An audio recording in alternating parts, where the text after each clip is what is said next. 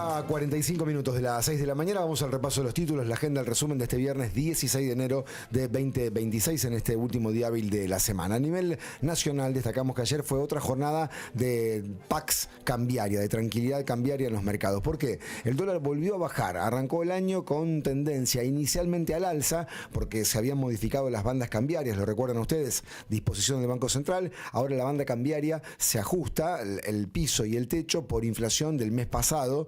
Es decir, el mes de noviembre fue el de enero y en febrero va a ser con el mes de diciembre. O sea que la banda va a aumentar en febrero 2.8%.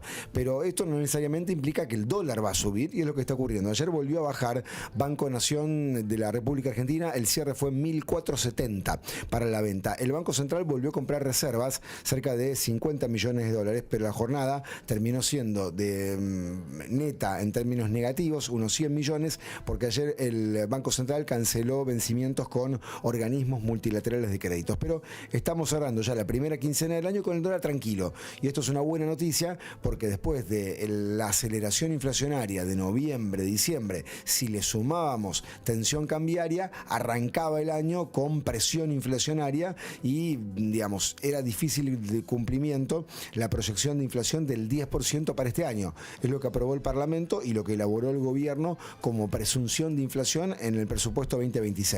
Siempre hay que hacer esta aclaración. El presupuesto es eso, es una estimación, no es, digamos, una proyección infalible, es una estimación.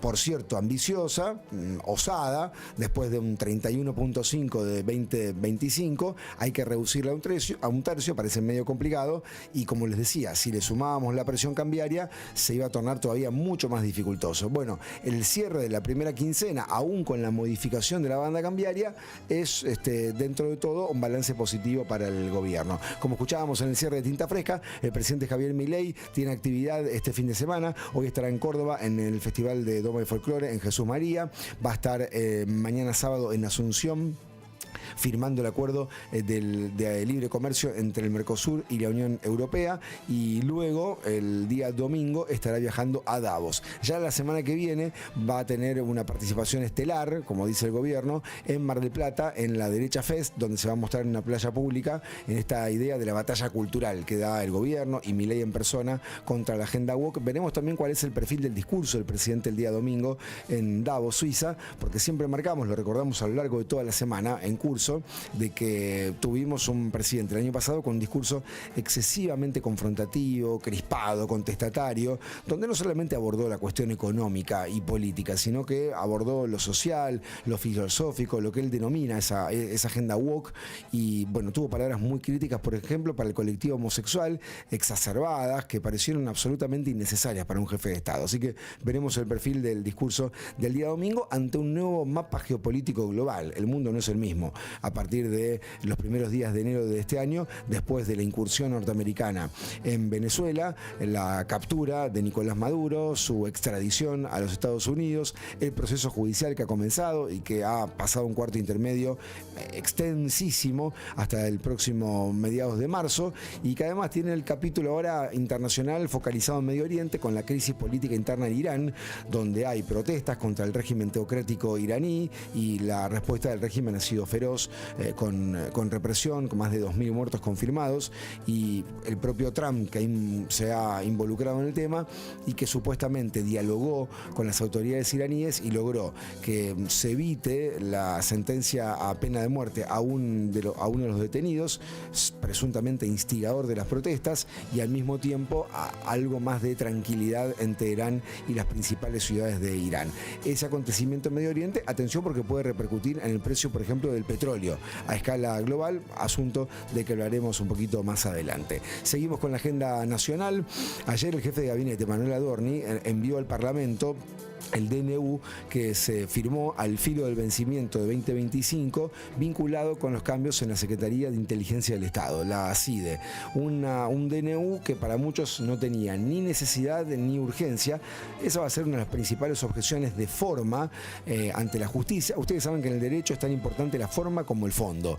En este caso se objeta porque el presidente legisla en materia penal a través de un DNU cuando está expresamente vedado en la Constitución en el artículo 99. No puede legislar el presidente en materia penal, en materia tributaria, en materia electoral, y lo hizo en lo penal. ¿Por qué? Porque le da atribuciones a la CIDE, a los espías, a los agentes de espionaje de la Secretaría de Inteligencia del Estado, para que puedan aprender a una persona en la vía pública ante la presunción de que van a cometer un ilícito, previa tarea de inteligencia.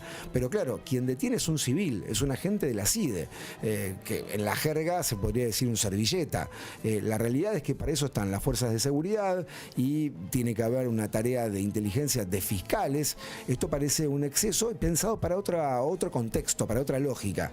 El gobierno dice tener información de inteligencia de que como va a haber juicio a la distancia a los iraníes acusados del atentado de la AMIA, puede haber algún reverdecer de actividades terroristas en el país y que se busca neutralizar. La verdad es que parece un poquito paranoico la mirada de la Casa Rosada, que sustenta en parte este decreto que el gobierno envió al Parlamento, como les decía, a través del jefe de gabinete Manuel Adorni, y que la oposición va a empezar a buscar los votos para tumbar el decreto a través de la Comisión Bicameral de Seguimiento de la CIDE. No es una tarea sencilla. El PRO, que es un aliado clave del gobierno, y la Unión Cívica Radical, ya en meses anteriores le habían objetado un decreto del presidente que había incrementado exponencialmente el presupuesto de la CIDE sin pasar por el Congreso, argumentando de que si no había plata para jubilados universitarios, ¿por qué había tanta plata para los espías de la CIDE? Bueno, es un antecedente para mirar de cerca, para ver si finalmente hay o no un decreto rechazado por el Parlamento, que en todo caso el gobierno va a tener que insistir por la vía del rechazo al veto también.